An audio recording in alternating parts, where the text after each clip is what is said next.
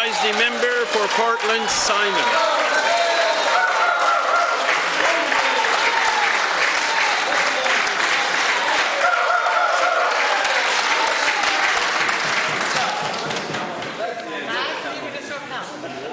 Well, thank you, Mr. Speaker. Mr. Speaker, like most decisions and announcements coming out of the Department of Post-Secondary Education, Training and Labour, as you start to peel the onion back, you realize that there wasn't a lot of thought that went into the process, and there wasn't much consultation that went into the decision. So I'm going to ask today specifically about the SEED grant program. Who did the minister consult? It's not enough to make a blanket statement that there was widespread consultation. Exactly who did she consult?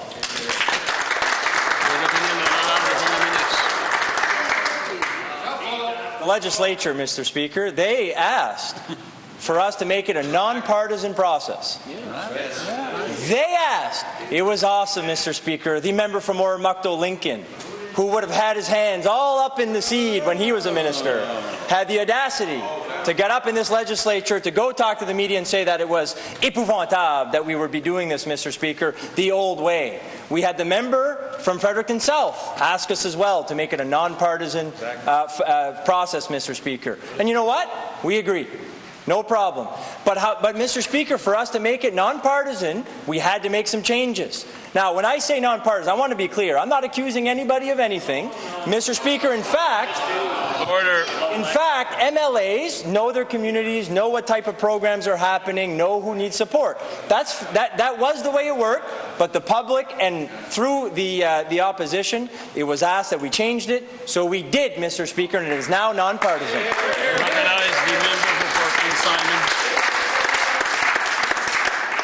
Mr. Speaker, we're not talking about partisanship here. We're talking about community development. We're talking about local organizations that needed these grants to survive. So the Premier got up and answered. There wasn't one bit of information in there as to who they consulted. Not one.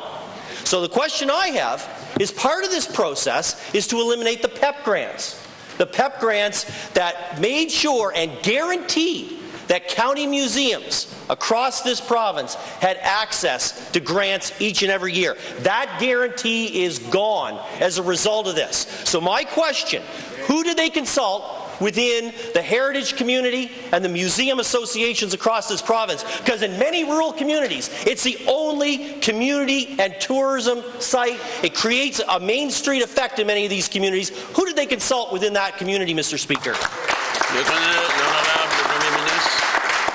Monsieur le Président, encore une fois, c'est l'opposition qui a demandé qu'il y ait des changements au processus. Monsieur le Président, moi je me rappelle bien, parce que c'était l'an passé, puis je me rappelle bien parce que je me disais, non mais ça se peut pas, parce que sous eux, c'est même que le processus a toujours déroulé. Mais je me dis, OK, non, ça se peut pas, je vais vérifier. Et en effet, c'était eux qui demandaient qu'il y ait des changements au processus. Ils ont demandé que les députés ne soient pas impliqués.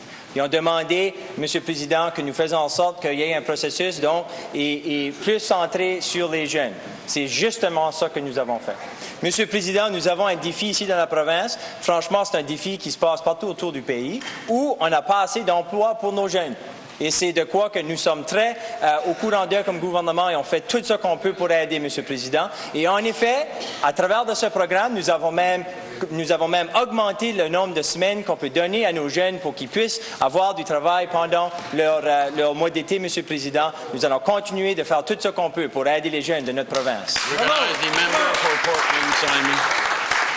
Well, I'll tell you one thing we didn't ask for is for county museums across this province to be left behind. And that's exactly what's happening, Mr. Speaker. Mr. Speaker, there's a pattern developing in here.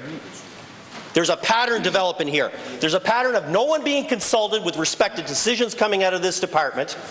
There's a pattern of everything being written on the back of a napkin. I'd love to find the napkin that their magic fund was written on, because I think this decision was written on the other side, Mr. Speaker. Mr. Speaker, whether this minister, and she hasn't got up and answered any questions today, either she isn't asking the right questions or her department isn't telling her, but either way, she doesn't appear to know what's happening in the Department of Post-Secondary Education, Training and Labour. So, Mr. Speaker, I'll ask it again. Who was consulted? Was the Department of Tourism, Heritage and Culture? consulted, Mr. Speaker? Because every heritage site and museum across this province, Mr. Speaker, is being left behind with this decision.